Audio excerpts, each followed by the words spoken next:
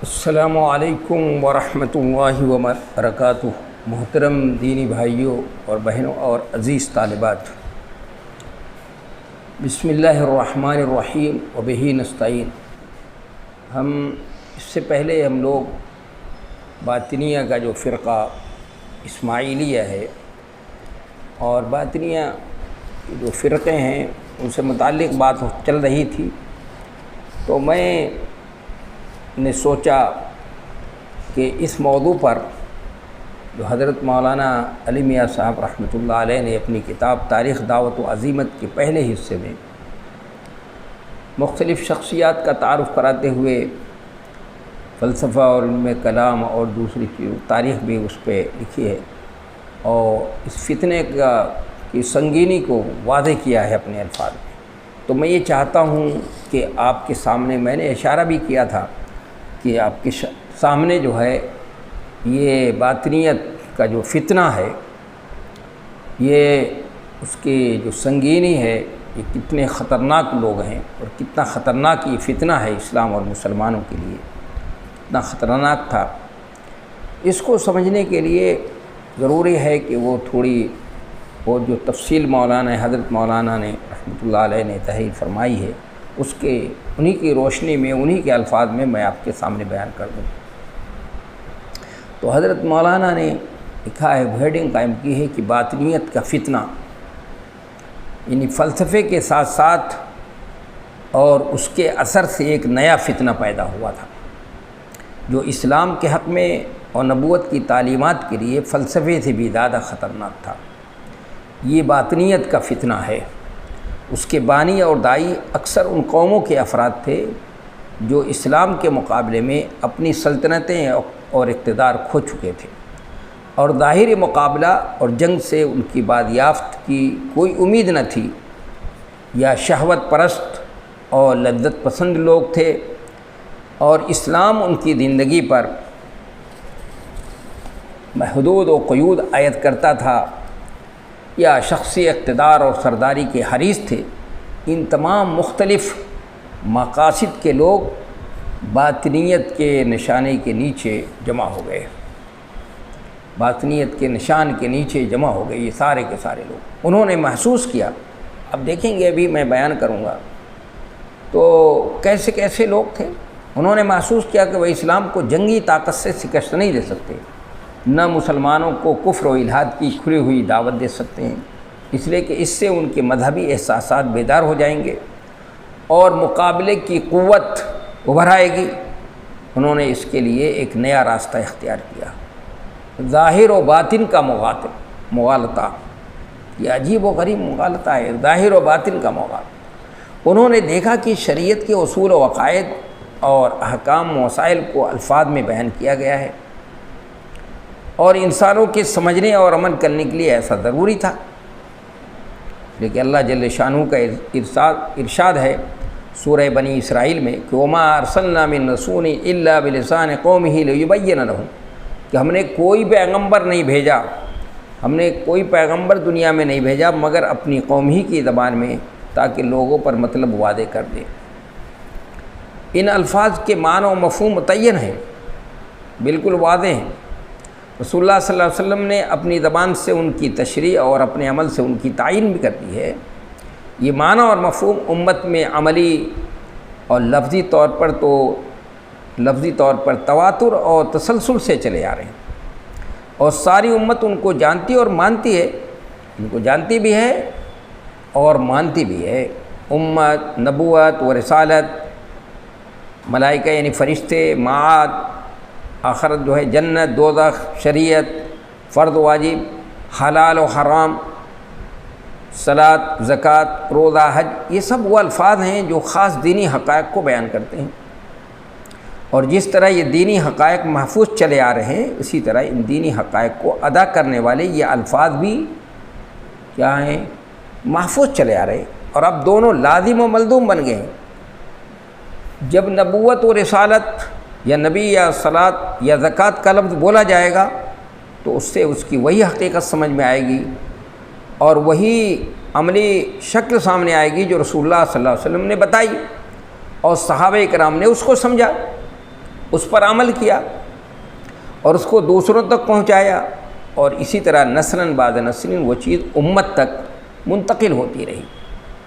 انہوں نے اپنی ذہانت سے اس نقطے کو سمجھا کہ الفاظ و معانی کا یہ رشتہ امت کی پوری زندگی اور اسلام کے فکری و عملی نظام کی بنیاد ہے، اور اسی سے اس کی وحدت اور اپنے سرچشمہ اور اپنے ماضی سے اس کا ربط قائم ہے۔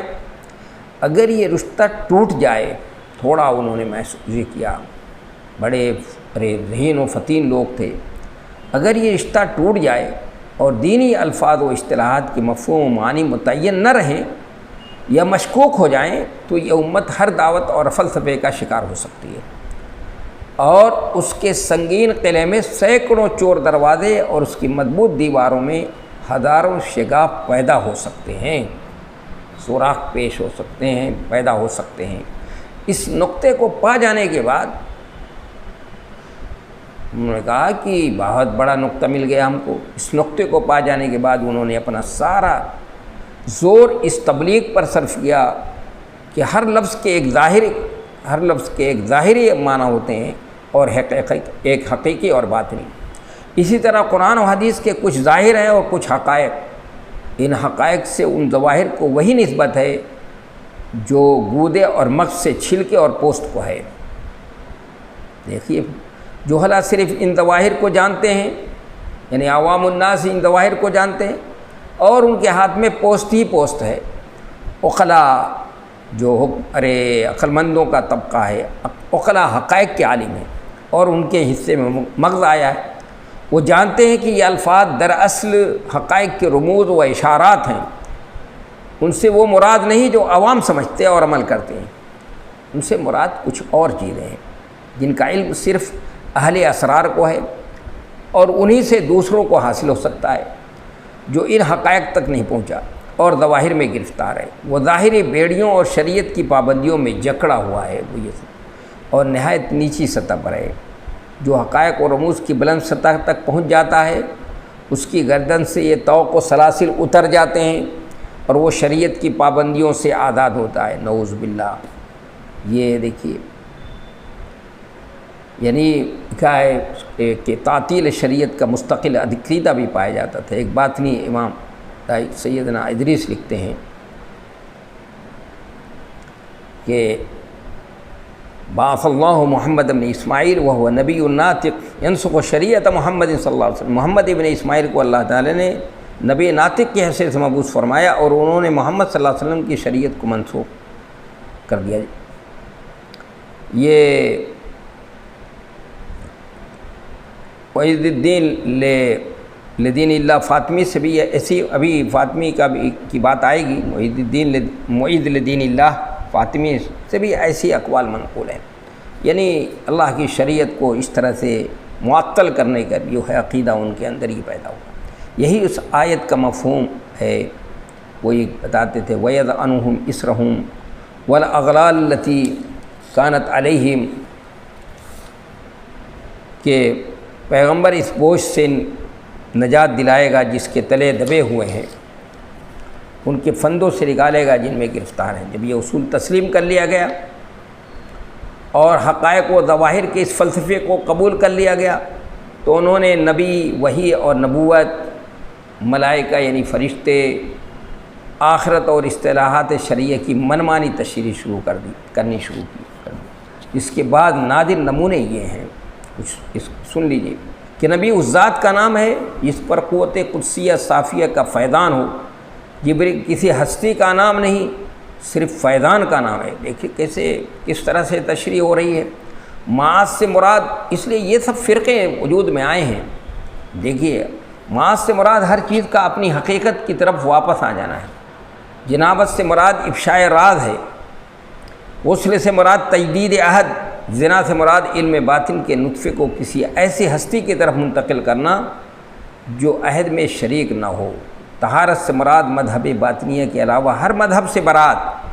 تیمم سے مراد معزون اجازت یافتہ سے، تیمم سے مراد معزون سے علم کا حصول۔ صلاۃ سے مراد امام وقت کی طرف دعوت۔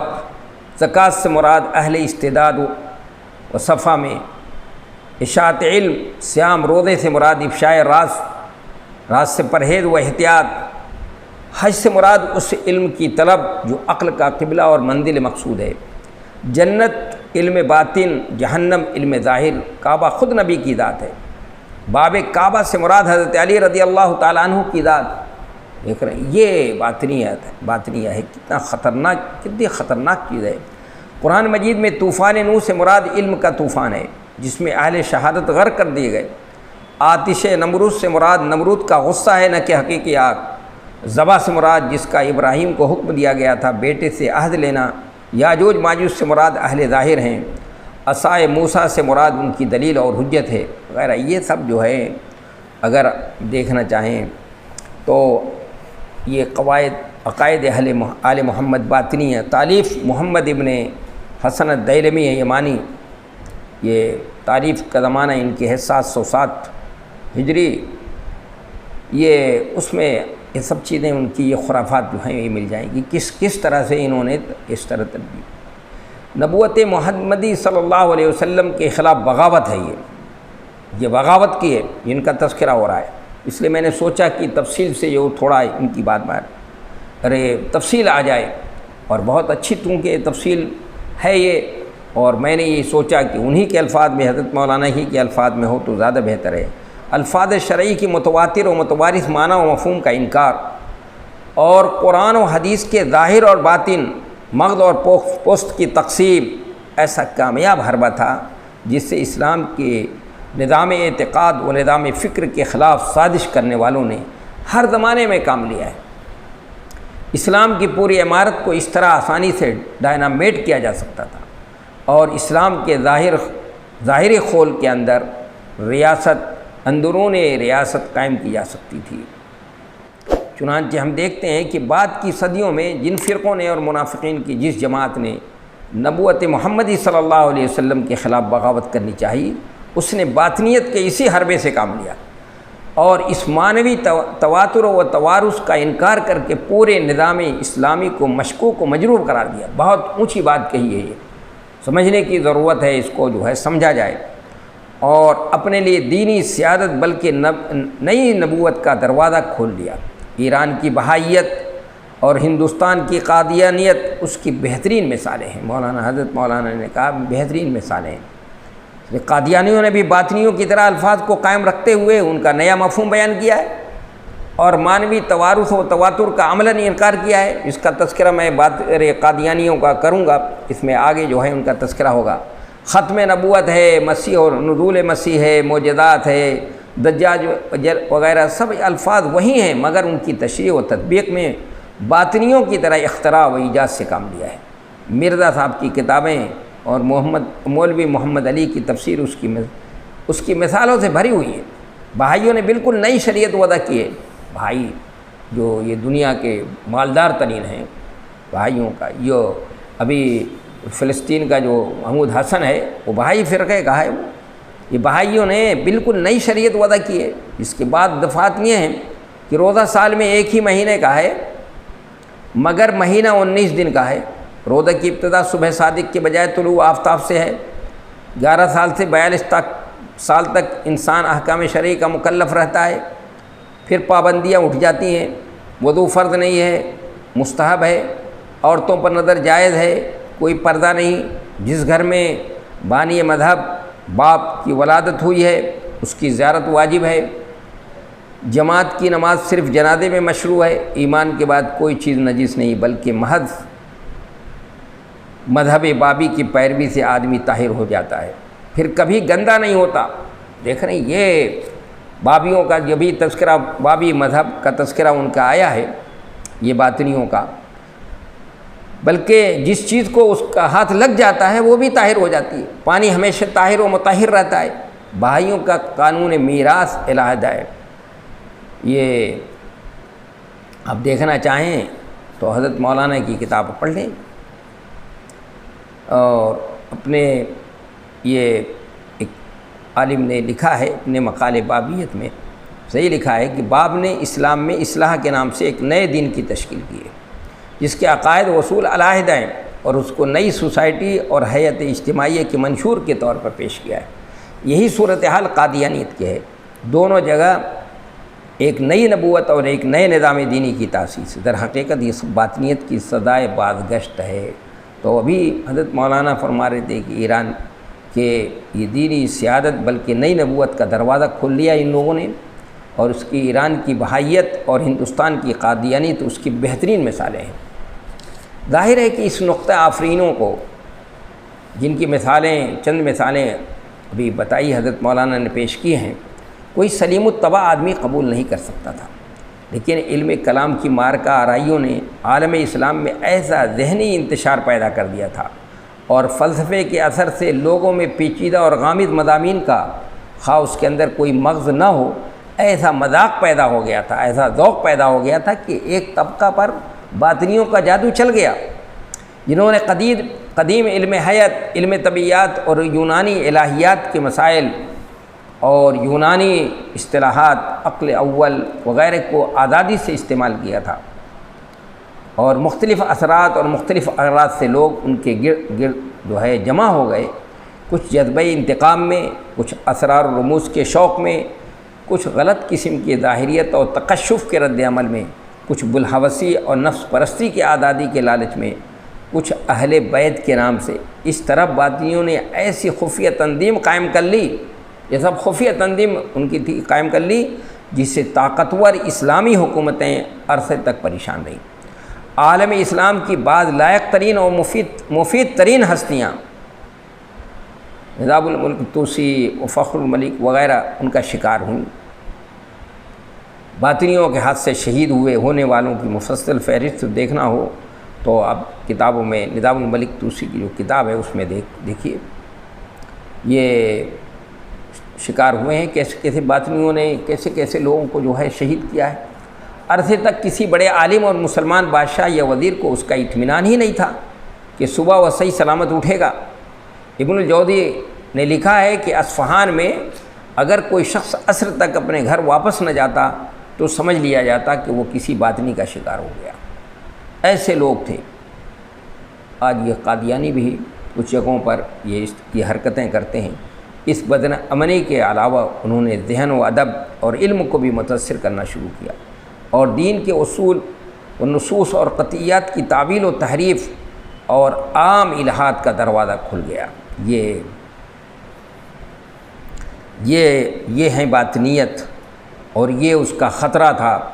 لیکن اللہ کو اپنے دین کو محفوظ کرنا ہوتا ہے، تو اللہ تبارک پر چونکہ وعدہ رکھا ہے کہ قیامت تک اللہ تعالیٰ اپنے دین کو باقی رکھے گا، اور اس کے تجدید احیاء کے لیے مختلف ہستیاں جو ہیں اللہ تبارک و تعالیٰ مختلف حیثیتوں اور صلاحیتوں کے لوگوں کو، اس طرح کے صلاحیتوں کو لوگوں کو جو ہے پیدا کرتا رہے گا، جن کے اندر مجتہدانہ صلاحیت ہوں گی، جن کے اندر جو ہے وہ صلاحیت ہوگی جو اس خطرے کو سمجھ کر اور ان کا منہ توڑ جواب دے سکتے ہیں۔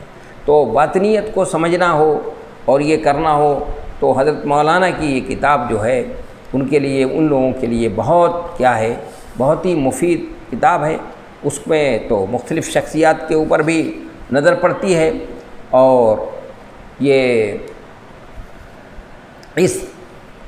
اس کے خطرے کے، باطنیت کے خطرے سے جو ہے کے اوپر سے بھی پردہ اٹھ جاتا ہے کہ کیسے خطرناک لوگ تھے، ان کی کیا کیا سازشیں تھیں، اور کیا کیا انہوں نے سازشیں اسلام اور مسلمانوں کے خلاف رکھی ہیں، اور آج بھی یہ کیا کیا کر رہے ہیں۔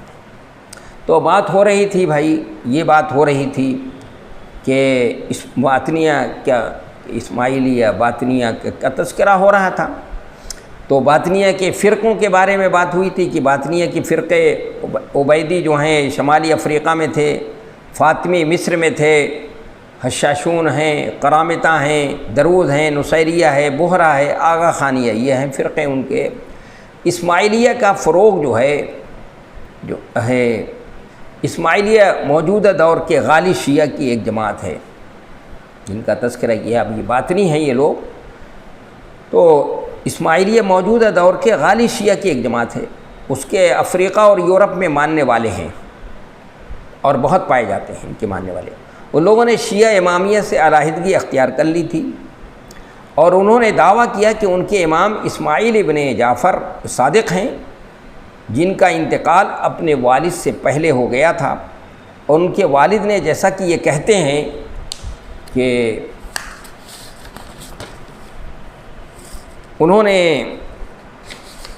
یعنی یہ کہتے ہیں یہ لوگ کہ انہوں نے اپنے پوتے کی امامت کے لیے وصیت کی تھی، ان کی وصیت کی بڑی اہمیت ہے کی تھی، لہذا ضروری تھا کہ امامت جعفر صادق کے پوتے محمد ابن اسماعیل کو منتقل ہوتی،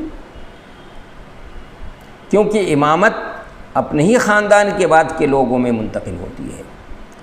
اور انہوں نے اس کے لیے اس آیت کریمہ سے استدلال کیا کہ وَجَعَلَهَا كَلِمَةً بَاقِيَةً فِي عَقِبِهِ لَعَلَّهُمْ يَرْجِعُونَ۔ دیکھیے کیا آیت ہے اور کیا ان کی تشریح انہوں نے کی ہے کہ اس میں کلمہ کی غلط تشریح امامت سے کی ہے انہوں نے۔ اس سے ضروری ہے، اس لیے ضروری ہے کہ خاندان کے بعد کے لوگوں میں ہی امامت رہے، کہ یعنی جعلها کلمۃ باقیۃ فی عقبہ، اپنے بعد کے لوگوں میں اس کلمے کو یعنی گویا ان کے نزدیک امامت کو انہوں نے باقی رکھا، لعلہم شاید کہ وہ لوگ کیا ہو جائیں، واپس لوٹ آئیں۔ یہ اس کو جو ہے کلمہ سے مراد انہوں نے کیا لے لیا، جبکہ کلمے سے کیا مراد ہے، وہاں پر کیا ہے، ہمارے مفسرین کیا فرماتے ہیں اور کیا بات ہے۔ تو آدمی پڑھنا چاہے تو اس کو سورہ زخرف کے اندر جو ہے اس کو پڑھے تو اس کو پتہ چل جائے گا کہ کس کے بارے میں کہا جا رہا ہے۔